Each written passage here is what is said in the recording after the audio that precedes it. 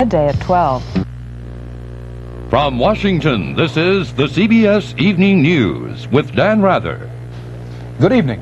The American public heard President Reagan today for the first time since April 11th, when he returned to the White House from the hospital.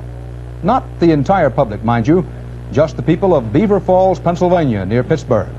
Leslie Stahl explains how it came about. A funny thing happened this morning when the president tried to call Congressman Gene Atkinson in Pennsylvania to lobby for his economic program. Atkinson was appearing on a local radio call-in show. The president got plugged in, and the public got to hear him for the first time since he came home from the hospital. Good morning, Mr. President. How are you? Well, I'm just fine. I'm feeling great and getting along just fine, and most grateful for all the good wishes and the prayers that I've had and the messages from the people all over the country. This was a surprise. I was calling one of your guests there on the talk show, Congressman Gene Atkinson. Caught him there at your station, but to talk about our economic program, because Easter recess will soon be over and he'll be back in Washington, and we've been talking about that, and he's been most supportive, which proves that Democrats and Republicans can get along on things that are good for the country. The president's personal lobbying went on later when he met with 8 governors, all of them supporters of the program. The president, to my view, looks in fighting trim. I thought the president looked great. He was vigorous and most hospitable. President Reagan looks absolutely great. He carried on the meeting just as he always does, and I'm pleased indeed that he is really almost totally back on his feet again. On his economic program, the president has agreed to accept a compromise package that has bipartisan support in the House, a package calling for even deeper budget cuts than the president originally proposed. But it gives him 103% of what he wants. Now, if that's compromise, I'll take all of that I can get either day, and I'm sure the president would. White House officials concede that winning in the House will not be easy. So the selling of the package is going into high gear, with the president making more than a dozen phone calls a day. And the governors were asked to work on the congressmen in their states. Asked how they intend to do that, Clements of Texas said, "I'm going to twist their arms." Leslie Stahl, CBS News, the White House. In what may turn out to be President Reagan's most controversial foreign policy decision so far, the White House confirmed today that the United States will sell sophisticated radar planes to Saudi Arabia. This is expected to touch off a heated battle with Congress and has possible far-reaching effects on the balance of power between Middle Eastern Israelis and Arabs. From the State Department, Bob Pierpoint reports. The Reagan administration announced today the formal decision by the president to proceed with the controversial sale of 5 airborne warning and control aircraft systems, or AWACS, to Saudi Arabia.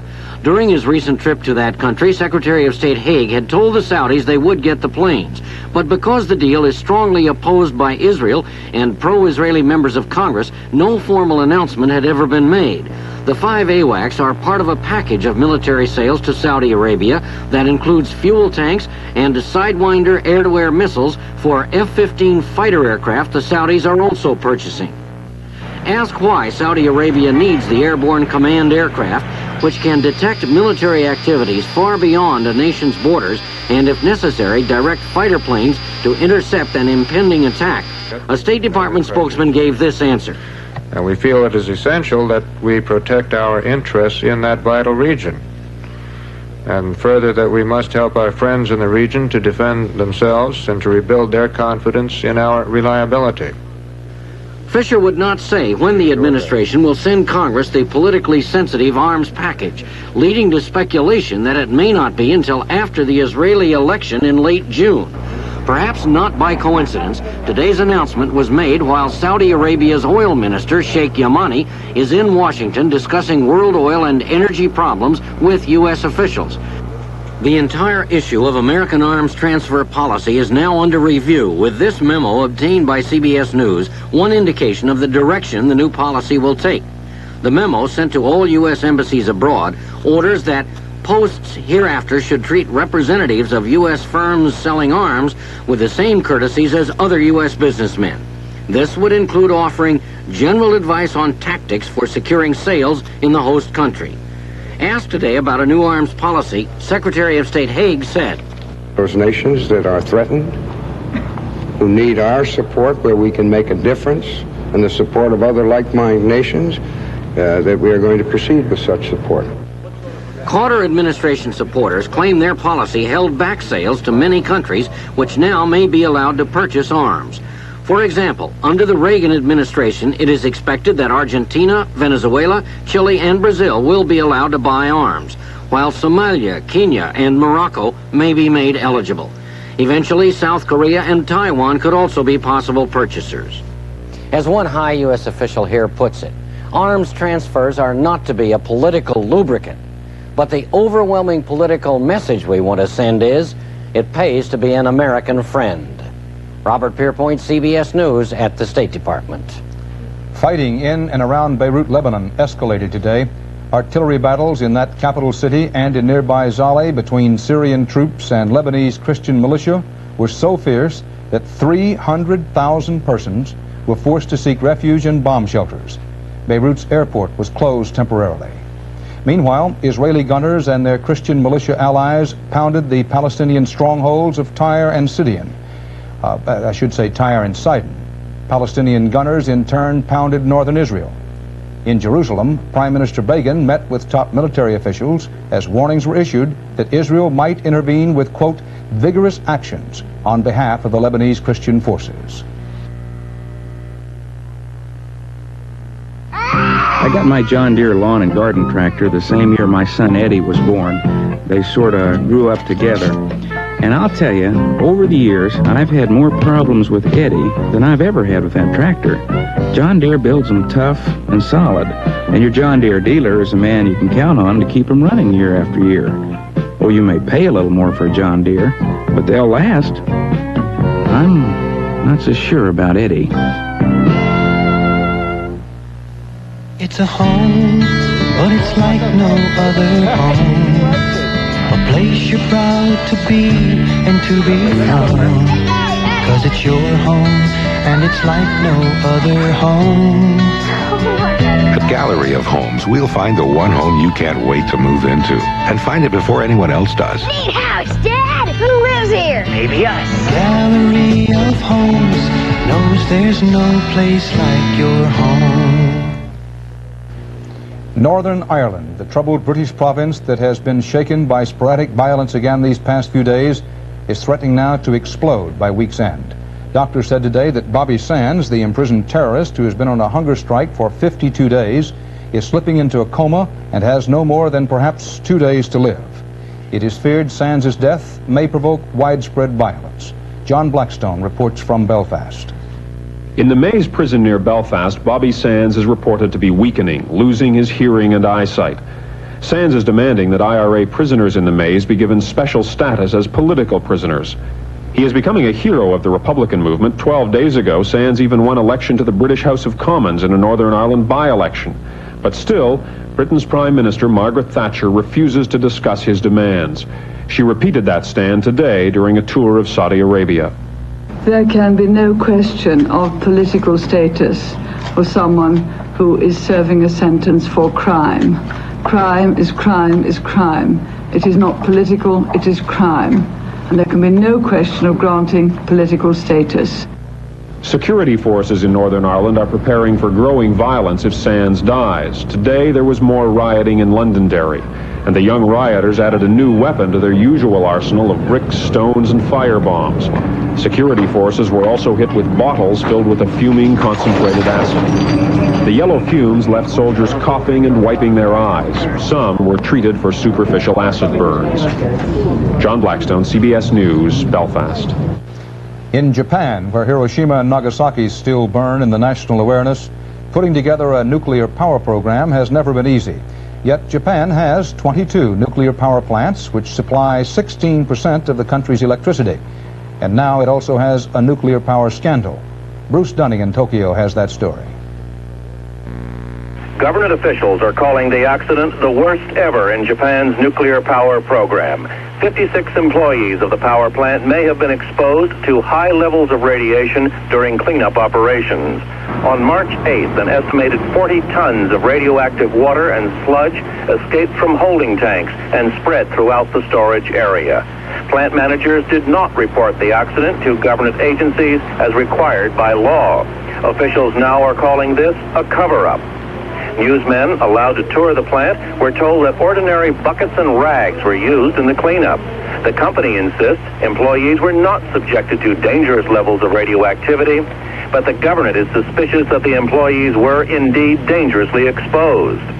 Preliminary investigations indicate that this valve was mistakenly left open, allowing wastewater to flood the area. Also, the water apparently leaked through manholes into the normal drainage system that flows into the adjacent Suruga Bay. The bay is a rich fishing area. Checks of seaweed indicate abnormally high levels of radiation in the bottom of the bay. Sources close to the investigation say it is almost certain that power plant executives will be indicted for failing to report the accident and trying to cover it up. Brice Dunning, CBS News, Tokyo. Peace was supposed to be the theme of an international conference in Havana today, but Cuban President Fidel Castro's speech was dominated by war and how the United States supposedly is fomenting it. John Sheehan is there. In a speech to the final session of the communist-supported World Peace Council, Fidel Castro accused the United States of destroying détente and exposing the world to the danger of nuclear war. Humanity can only be exterminated once. Castro did not mention Soviet nuclear stockpiles or the Soviet invasion of Afghanistan. The Cuban leader said the United States is threatening possible military action against Cuba and protested the 20-year U.S. economic blockade of his country.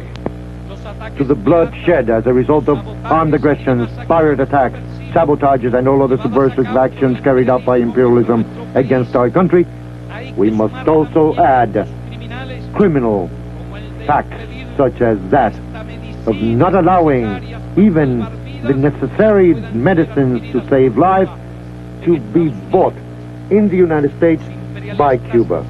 Castro also dedicated a new museum at the site of the former Peruvian embassy compound, which was occupied last year by some 10,000 dissidents. That launched the boat lift that saw 130,000 emigrate to America. John Sheehan, CBS News, Havana.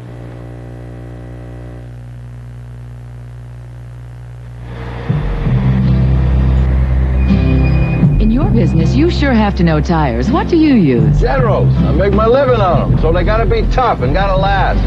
What do you use on your car? I use Generals here, too. They hold up, and this smooth-riding radial design helps save gas. Then you'd recommend Generals for my car. Sure, they're tough enough for me. I bet they're tough enough for you. Sooner or later, you'll own Generals. IBM has a big surprise for you, our executive copier. It has excellent copy quality. It's extremely reliable and comes with IBM service. It's easy to use. And it's very, very, very small. The IBM executive copier. Harness racing is an exciting sport, and it does have its elements of danger, but rarely does a driver die in action. Death, however, was an added starter last night at Maywood Park outside Chicago. Bob Fall reports. A horse running third, an inexperienced 3-year-old named Tuitt, stumbled, triggering a chain reaction involving 4 other horses and drivers. Coming up from the rear, driver Vince Tamburello could not stop, slammed into the pileup, was hurled against a railing and into a nearby ditch. 40 minutes later, he was pronounced dead of head and internal injuries. Said driver Homer Hochstedler, who suffered a broken arm, there was really no place to go but right over top. Well, some green horses are not as stable as aged horses, and the track was really good. Some things just happen in horse racing. Track officials say this was only the 4th harness racing fatality in Illinois in nearly 40 years. None of the horses was hurt in a race eventually won by the entry Terminal Value. Bob Fall, CBS News, Chicago. An internal Justice Department report made public today concludes that no government official violated the law during the investigation of Billy Carter's dealings with Libya. Specifically cleared are former President Carter and his Attorney General, Benjamin Civilette. Civiletti acknowledged that he had advised Mr. Carter that his brother should register as a Libyan agent and probably would not be prosecuted if he did. Well, the trial opened today in Annapolis. The state of Maryland and 3 taxpayers versus former Governor and Vice President Spiro Agnew. They want Agnew to repay, plus interest, some $177,000 in kickbacks and bribes he allegedly received while governor in the late 60s. Agnew has refused to testify, and the prosecutor charged today that his non-appearance adds up to an admission of guilt. Polident presents Martha Ray, movie star, denture wearer. Folks, I've used Polident for years, but now there's something that cleans my dentures even better. It's fantastic. New Extra Strength Polident. Watch it work on this tough lab stain. New Extra Strength Polident has 50% more of a special stain remover. 50% more. Gets those stains clean, even in between. So take it from a big mouth. New Polident Green gets tough stains clean with extra strength. Sears is playing a great season opener. Save $50 on this Craftsman Eager 1 rear baggy mower. Start with the help of a solid-state ignition. Cut with a 4.0 reserve power engine. Pay just $189.99. Or save $100 on Sears' new Bold Breed 10-horsepower lawn tractor. All new for wide-cutting, tight-turning, easy control. Now, $9.99. For a mower or tractor that really cuts the work, you can count on Sears. The commune, calling itself Plenty, is located in the moonscape of New York's South Bronx. Men, women, and children, its members look like long-haired throwbacks to the 1960s. They are vegetarians. They share property. And as Liz Trotter reports, they save lives. Right there. If you are old and sick in the South Bronx, survival sometimes depends on how long it takes to get to a hospital. There are no private doctors for the people in this devastated neighborhood, only the hope that when pain strikes, someone will come. That's where the Plenty Ambulance Service is trying to help, a 2-car operation run by a group of self-styled hippies. We call ourselves Plenty, they tell you, because we feel there's plenty for everyone. On the 5th floor, see female stag. The group is actually a commune with 2 licensed paramedics and 10 emergency medical technicians. Ben Housel, a 28-year-old New Yorker, is the director of the service. I think there's a big potential in this country for folks to be looking towards local ways of getting together to figure things out instead of going to the government and asking them to figure it out for them. The Plenty commune lives in this old brownstone they took over and renovated, just a few blocks from the 41st Police Precinct, known as Fort Apache. This is one of the highest crime areas in the country and one of the poorest. The 35 men, women, and children here are part of a much larger commune in Tennessee known as The Farm, a self-sufficient group of 1,500 young people who say they want to put into practice the ideology they marched for in the 1960s. Plenty operates on private and state funding, and they charge nothing for their service. It's almost impossible to find anyone in the neighborhood who criticizes the Plenty Group. Praise for their work is unanimous, especially among police and firemen, the people who back in the 1960s were adversaries of the hippie generation. We were surprised. We didn't know what was quite going on, and I would say a little skeptical in the beginning, but they've certainly proven themselves to be an asset to the community. I had a lot of experience with them. The most recent was about a couple months, not even a couple months ago, about 6 weeks ago. There was a man stabbed very bad. His stomach was cut open, his intestines were falling out, and 1, 2, 3, they took over. They bagged the man's stomach, put it back in, and it wasn't for him, he would have died. Kevin Baker, known locally as the Cowboy, is the young man who was stabbed. He says he will never forget the people from Plenty. Plenty ambulance refused to give up on me, so they knew how to move me to the side to stop the bleeding. They patched me up, and then the next thing I know, I'll wind up in recovery. But they have saved my life. I swear to God, I'm really born. Kevin is going to die. Kevin is going to die. Plenty gets its highest marks for speed, averaging about 7 minutes for response time after a call comes in. City ambulances can take anywhere from 30 to 45 minutes in answering a call for help. Putting everything together like we do and sharing it out that way is an ideology that I think came forth real strong in the 60s and the early 70s. And lots of folks tried to practice it, and some had better luck at it than others. Despite its success, Plenty doesn't plan to stay in the South Bronx forever. Once they've trained enough residents, they will move on to the next place in need. To the next place where, in their words, there is not quite enough. Liz Trotta, CBS News, New York. Mobil Corporation reported today its first quarter profits were down 24% from its record high earnings in the first 3 months last year. Mobil blamed reduced oil consumption and the resulting increase in competition. Concern over interest rates and inflation helped send the stock market down sharply today.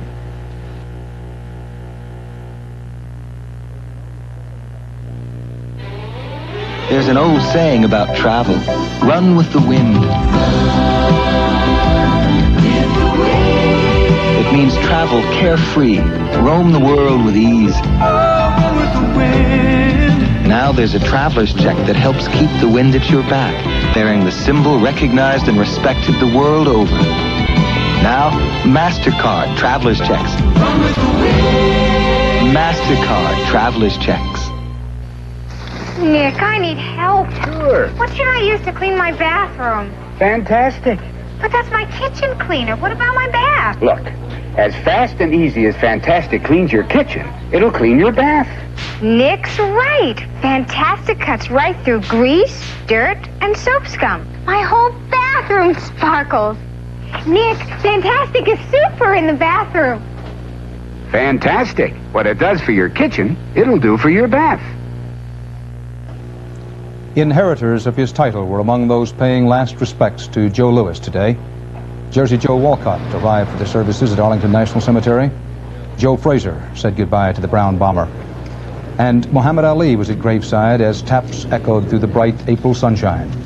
But many of the mourners were simply people who'd heard of a legend President Reagan called one of the unforgettable Americans of our time. The familiarity of the pattern itself adds to the atmosphere of terror. A body was recovered from the river near Atlanta yesterday, and today authorities added yet another name to that city's list of slain young blacks. Sam Ford reports. He is the 25th victim in the past 21 months, Michael McIntosh, age 23. His body was identified last night by fingerprints because he had an extensive arrest record. It was estimated he had been dead about 2 weeks when found in a river yesterday. It appears he died the same way as 13 others, by asphyxiation. Again, we have a body in a river, partially decomposed, a black male, albeit a little older than the ones before, but not much older. No clothing, and again, without any overt cause of death. McIntosh was well acquainted with the previous victim, 15-year-old Joseph Bell, whose body was found Sunday. Young Bell was last seen alive in early March at this fast food restaurant, which is only a half block from where McIntosh once lived. They often played basketball together at this neighborhood center. They were the second and third victims to come from this poor, rather transient part of town called Mechanicsville, where a killer could easily come and go. The FBI and other law enforcement authorities combed the neighborhood today for clues. Residents say McIntosh, although 8 years older than Bell, had a small build, and perhaps the killer mistook him for a child. Sam Ford, CBS News, Atlanta. The country comes together in time of war, of course, and in times of great international drama, like the hostage crisis. Now Richard Threlkeld finds signs of community again, and this time the bond is drawn by children. Help the land to children. Help the land to children. In Dayton, Ohio, Vivian Walton made up a song for Atlanta's children and sang it to the congregation at St. Luke's Baptist Church. Pray for that killer. Pray he'll see the light and stop killing children and do the things that's right. There's been a candlelight ceremony in New York The children. and a candlelight ceremony in Charlotte for Atlanta's children. Something quite remarkable and quite spontaneous has been happening lately all over the country. At a moment when you'd expect people to be preoccupied with taxes and inflation and budget cuts, you keep seeing green ribbons everywhere.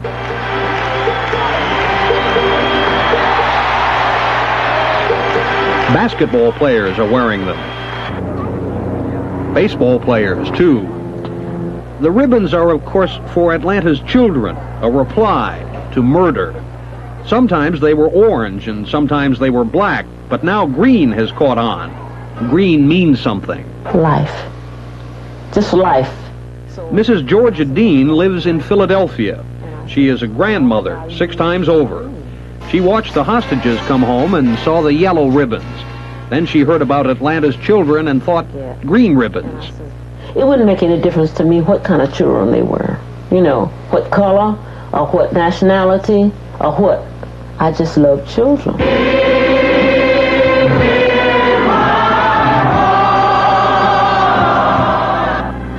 People worry that what has happened to some children in Atlanta could happen in Phoenix,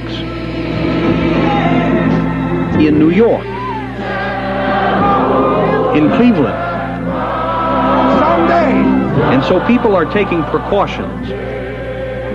The hands on the windows of houses in Indianapolis are helping hands, so a child who's in trouble or scared will know where to run. Don't accept rides. In Chicago, they're teaching the children sometimes you need to be scared. You need to be ready to run. Don't ask for rides. Same thing in Harrisburg. Remember, try not to go anywhere by yourself. Nobody likes to scare little children, but better that than what's happening to little children in Atlanta. And stop killing children and do the things that's right. Come on, let's What's remarkable is that so many people whose children will come home safe every night have taken notice of some other people in one city whose children did not come home safe, or might not. Attention has been paid. What is remarkable is not that so many people everywhere feel frightened or frustrated or angry or bitter about the children of Atlanta, but that so many people just feel.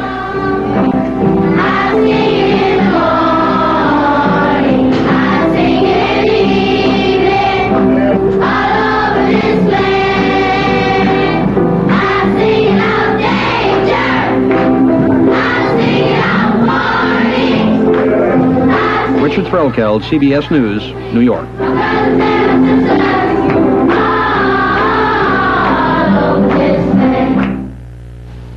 Good night.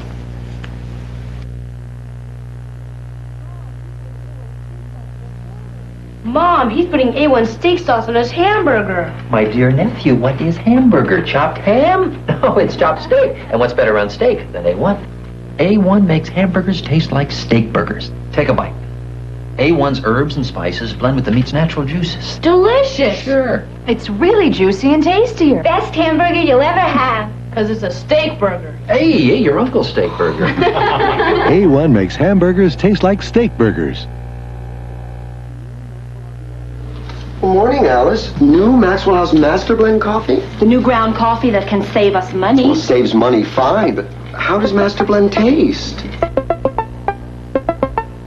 That means it tastes like Maxwell House. New Master Blend, 100% pure ground coffee. Not concentrated, not flaked, because we make it a special way. It's the great tasting coffee that can save you money.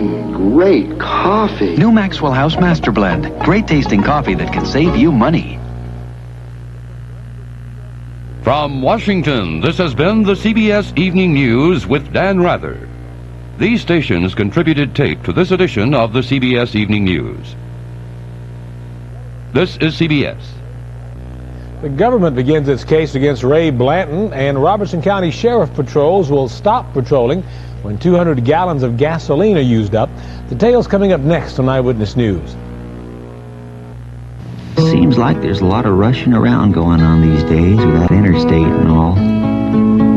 Guess that's why it's so nice there's a place like the Cracker Barrel Old Country Store. Nothing fancy here. A few antiques and things from the past. A nice gift shop to browse through. And best of all,